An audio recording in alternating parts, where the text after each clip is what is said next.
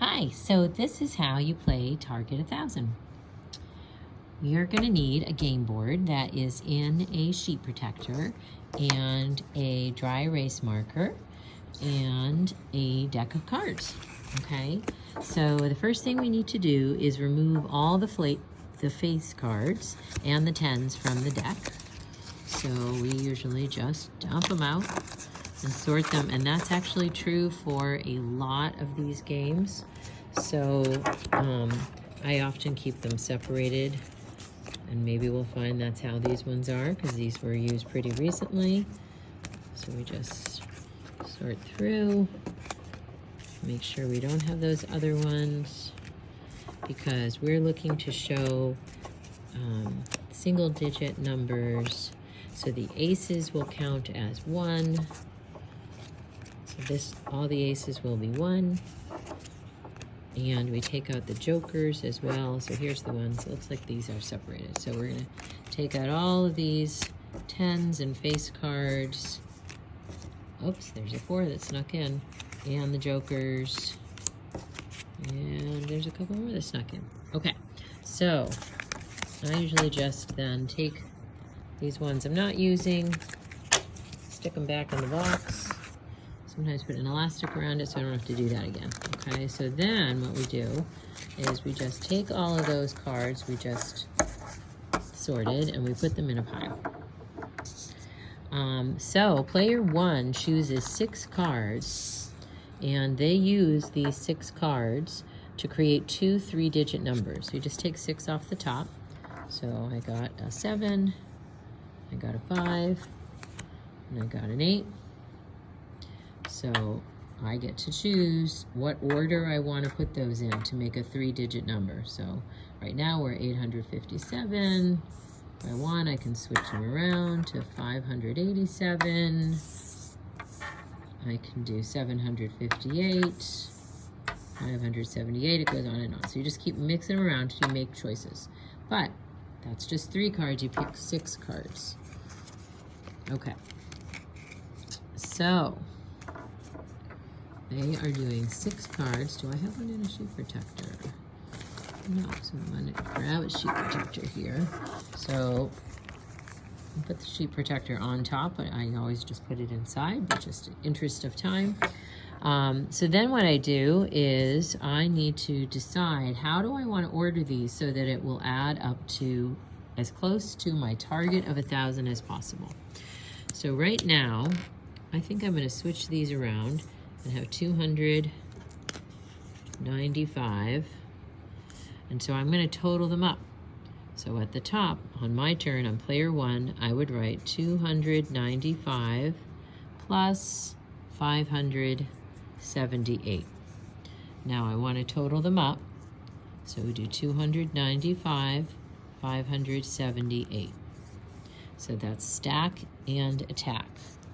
Now, we use place value charts here to be able to think about what bundling or unbundling we need to do. So here's a place value chart, which I'm happy to send one home if you'd like. So that might be helpful. So I'll show you that in a minute. So when I do that, I'm going to look here and I see that in my ones column, I have 5 plus 8. So since that adds up to more than 10, I need to bundle. So I am going to go ahead and use my place value chart. So my first number was 295.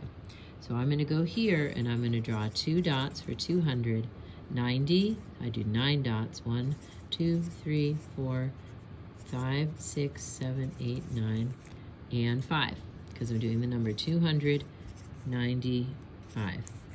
Now, since I'm showing 2 numbers, the strategy we use is we divide that top part of the place value chart into 2 places.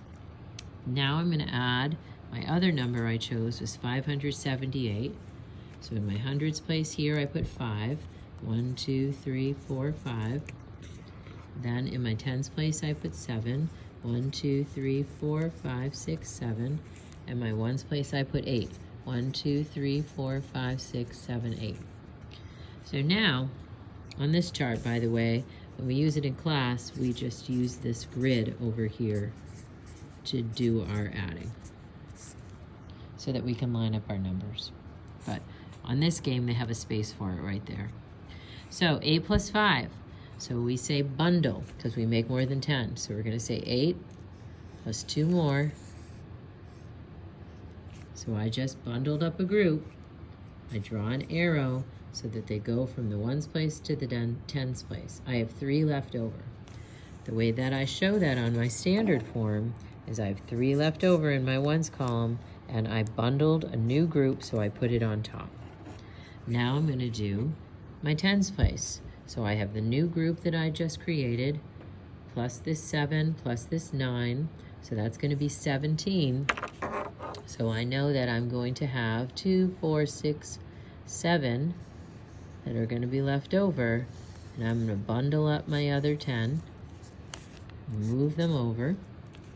So now I have, let's see here, so if I look here, I can see that that was our 17, that's why we left 7, and we made a new bundle, a new group. Now I do my hundreds place, so I have my new 100 I did here, plus the 5, plus the 2, so that's 5, 6, 7, 8. I don't need to bundle, I just write it down. I got 873. Now it's my partner's turn. So during that time, I try to coach them, try to encourage them to do really well. I take all my cards. I might keep them. It kind of doesn't really matter too much. I put them at the bottom of the pile. Now my partner, let's say I'm the other person, they're going to do the same thing I did. They take 3 cards and another 3 cards, so they have 6. And, oops, I got an extra one.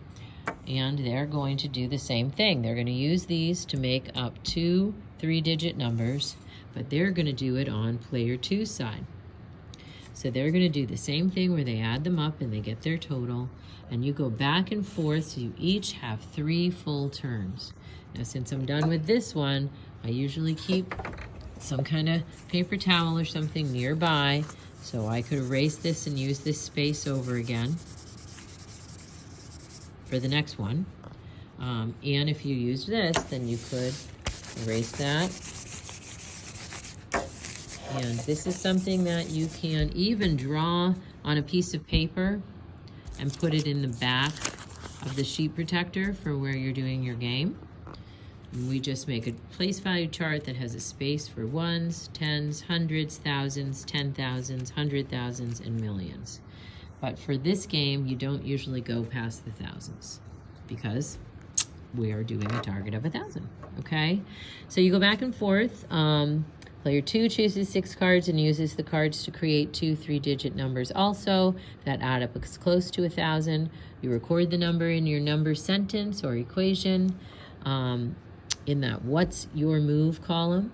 At the end of 3 turns, you add all your totals. So that's going to be taking all these 3, putting them here, adding those up. So then we're really going to get, so that we might want this place value chart because it will definitely be more than 1,000. And the player with the lowest total of all 3 numbers is the one who wins. Have fun.